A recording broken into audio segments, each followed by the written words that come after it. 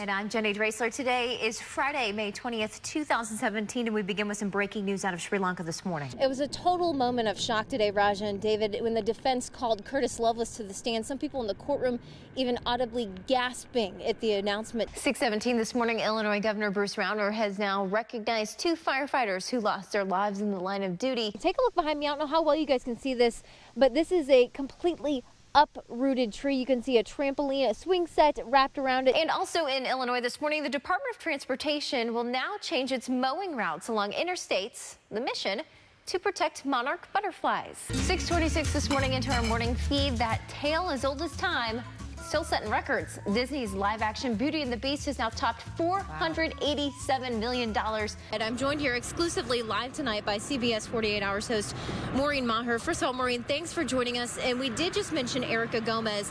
How do you expect her to impact this trial? Breaking news here inside the Adams County Courthouse. Judge Hardwick did just now declare a mistrial. Jenny, what do you see as the big difference this time around? Lovelace's second wife, Erica Gomez, as we know, she was banned from this first trial. She's the biggest difference in this case. A lot of people saying that she was the missing puzzle piece to why we're even here to begin with. Good morning and welcome to the 6:30 half hour of KHQA this morning. I'm Jenny Dreasler. It is Wednesday, January 18th, 2017, and into a story new this morning for you. Former President George H.W. Bush has been hospitalized. Bush's chief of staff, Gene Becker, says that he was admitted to Houston Methodist Hospital after falling ill last night. Becker tells the Houston Chronicle that Bush is, quote, doing fine. This is obviously a very developing story, and we'll continue to give you any updates as the morning continues. And back here on the local front, Missouri Governor Eric Greitens delivered his first State of the State address at the state capitol in Jefferson City Tuesday night. The new governor focused on a lot of things, including job growth, and he outlined his policies on ethics, public safety, and education. He asked Congress to pass an overhaul of state ethics laws, including limits on lobbyist gifts and term limits for statewide office holders. Greitens also pushed the importance of making Missouri one of 27 states to have that right to work law. It's an issue Democrats say should actually be put to the voters instead. However, Greitens did highlight that the policy will create jobs. 6:34 this morning, and back to the news in the Gem City. School continues to be in session this week for Quincy Public School teachers and students after a last-minute proposal that could be a game changer in the district's contract negotiations with teachers. Now, hundreds of union members attended 2 separate meetings at the Machinist Hall in Quincy late last night. The new proposal was the result of a tentative agreement reached last Saturday in a Hail Mary effort behind closed doors. Now, no teachers would comment to KHQA on what exactly was discussed last night, but we are learning this morning Quincy Federation spokesperson Jen Drew says she's optimistic a fair final deal will be reached. Meantime, Quincy police are asking for your help this morning as they continue to investigate a report of shots fired on the city's northwest side yesterday afternoon. Police are not exactly sure what started this incident, but they do believe it began as an argument between a pedestrian and the driver of a dark-colored SUV. Here's what we know this morning. After those shots were fired, witnesses tell KHQA that they saw the SUV driving west on Cherry Street. However, it was last seen actually going south on 3rd Street. The pedestrian ran towards the east side of the town. Now, Patrol Sergeant Brian Dush tells KHQA that it's important that people are not afraid and do not hesitate to call 911 if they do hear any shots fired in their neighborhoods. And as always, if you have any information about that dark-colored SUV in the area, possibly with bullet holes in the side, you're asked to call the Quincy Police Department or Quincy Regional Crime Stoppers immediately. Alrighty, 6:37, taken kind of switching gears on a much lighter note this morning. A little bit, yeah. I don't know, running for us is not a lighter note. This is a bad idea. Good idea for him, but it's been several years awesome. since marathon runner Dave Jones ran away from his addiction. He has a new addiction this morning. Don't worry, it's a good one. He used to smoke 2 packs a day and had very little energy. Well, one weekend, he says, nah, had enough. So he threw out the cigs and developed a new addiction, working out. His workout space, he says, looks more like a trophy room. It's 6:39. Coming up next, 2016 was one of the deadliest years in tri-state history. We'll tell you why road fatalities rose so high and what you can do to make sure that those numbers go down in 2017. That story and much more next on KHQA this morning.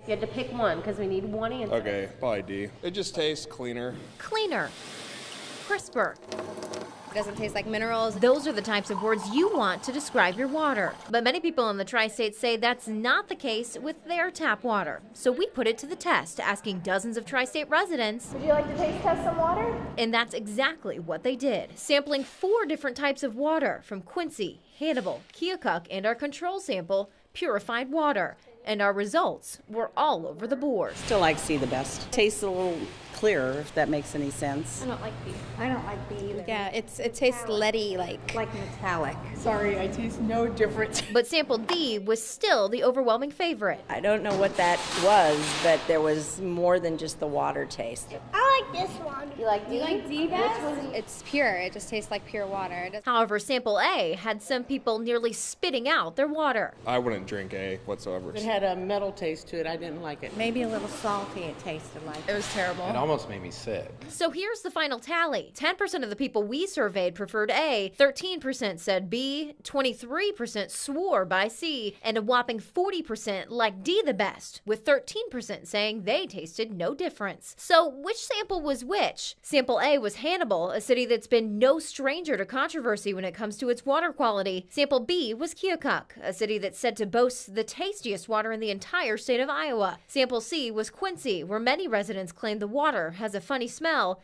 And D was our control, purified water. With words like aftertaste, salty, and metallic used to describe our samples, it begs the question, what's really in the water? I turned to Jackie Stewart, an AP chemistry teacher at Quincy Senior High School, to help me find some answers. We're going to open this up and place a tablet to test for the nitrates in each one of these. Along with the help of her students, she tested our 4 samples for nitrates, iron, and a slew of other possible contaminants. All of the water samples came back perfectly normal. Even when tested for bacterial growth, the petri dishes came back empty. However, the phosphate test across the board had an unusual result. It doesn't actually match the chart, but something actually is going on here. So this is probably, if you're going to investigate, you might want to investigate that. So maybe our results weren't earth-shattering and didn't turn up any huge finds, but Stewart says those are exactly the type of results that need to be shared with the public. What happens in science is sometimes there's a bias to only publish things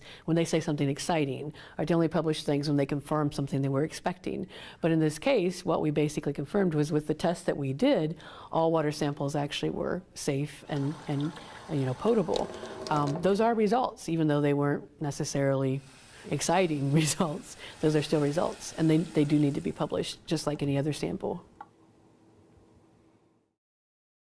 This has been a long trial. How are you doing? I'm doing great, mostly because of the support system that I've had behind this. I don't think I would be able to handle everything without them. When I want to cry, when I just don't know what to do, I can talk to them. If I just want to talk about my mom, they're there. Is there one memory in particular you remember most about Corey?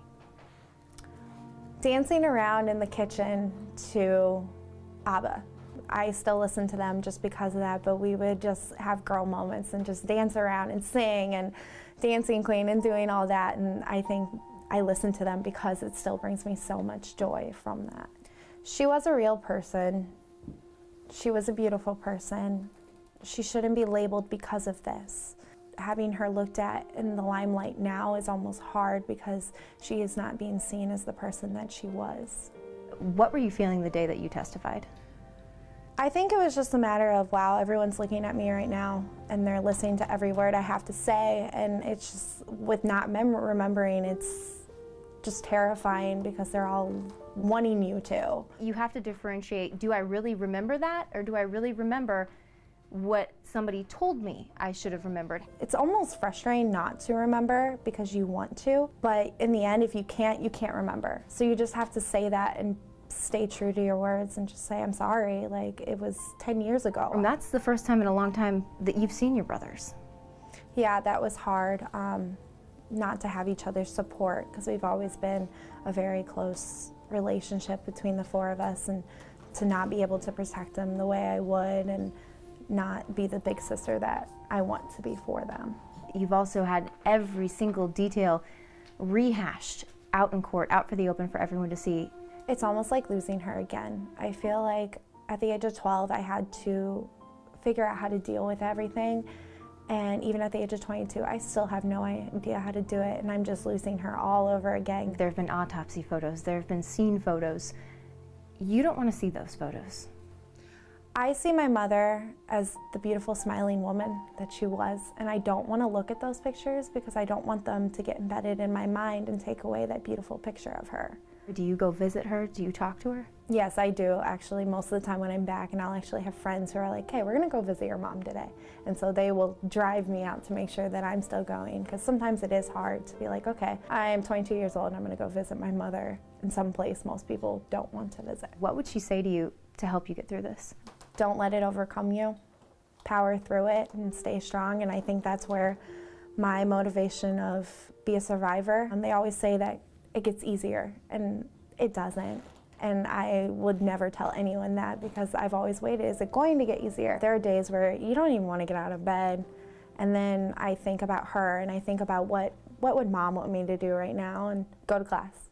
Do your day like you would. And so that is a huge motivation of, okay, get out and be you. Don't let it overcome you. If it is a conviction or if he's found innocent, have you really mentally, have you prepared for that?